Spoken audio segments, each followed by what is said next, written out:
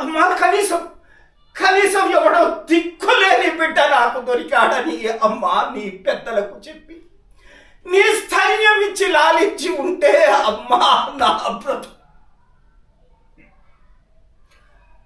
అమ్మా నా బ్రతుకిట్లు నక్కలు నక్కలు పీకిన కలేబరమయ్యేదమ్మా.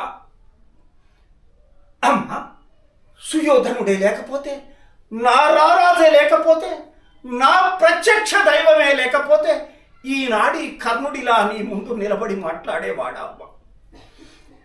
లేదు లేదు. ఏనాడో ఆత్మహత్య చేసుకుని ఉండేవాడు.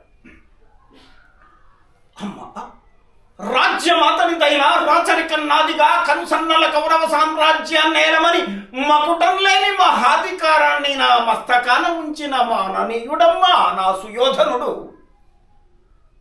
పాండవులతో సమరానికి సుయోధనుడి సైన్యం ఎంత అంటే ఇదిగో ఇంత అని నన్ను చూపు. కర్ణుడే నా బలం, నా జనం, నా ప్రాణం, నేనే కర్ణుడు, కర్ణుడే నేను అని నన్ను చూపిన మహామానసుడమ్మా నా రారాజు.